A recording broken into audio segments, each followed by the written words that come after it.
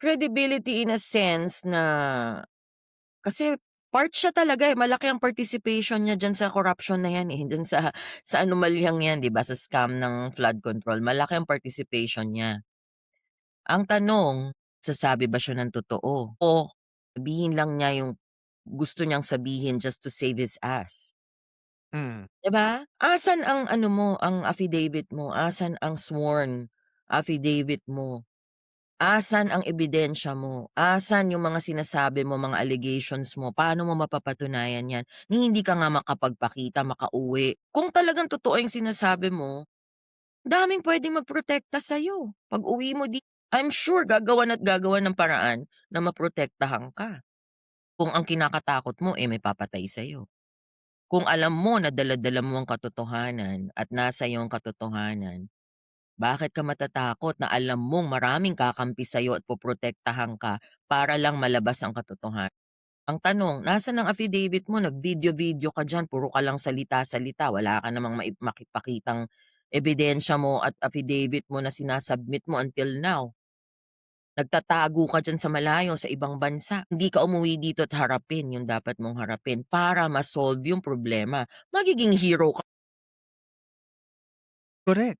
And also Ma'am Andrea, ang hirap kasi intindihin nung argumento ni Saldico na may papatay sa kanya. Ako naniniwala ako kasi dad ko is a retired, major ng police and he does investigation sa mga ganito.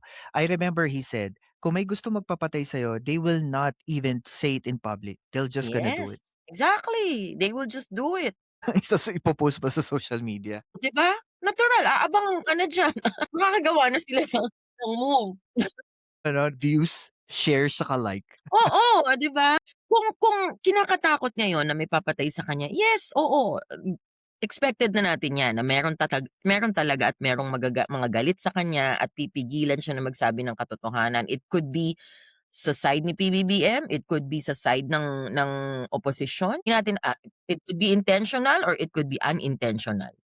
Correct. And also, Ma'am Andrea, isa sa sinabi ni Governor Chavit dito, sabi niya, kaya lang daw nagsalita si Saldico last time, it's because alam na daw niya na sasabit na siya at isasabit daw siya ng Pangulo. Kaya daw na-push siya magsalita.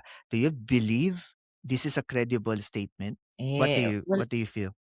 alang sa mga sinasabi niya na mga wala nga siyang affidavit, eh, papaano mo papaniwalaan pa yung mga sinasabi niya? Hmm. Maglabas ka muna ng ano, ng sworn statement mo, andun lahat ng gusto mong sabihin, and then let the judge or let the judges decide kung talagang dapat bang paniwalaan yung sinasabi mo or what.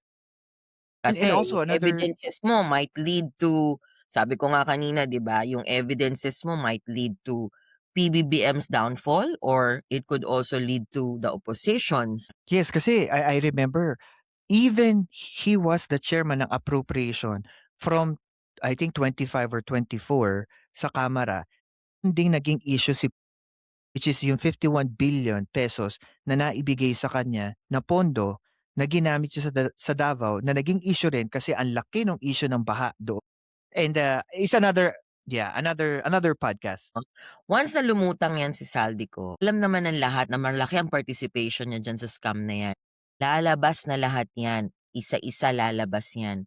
Magsasanga-sanga lahat ng mga naging mga corruption diyan, lahat ng mga involved na mga tao involved na mga government officials, projects na mga hindi nagawa, lahat 'yan lalabas.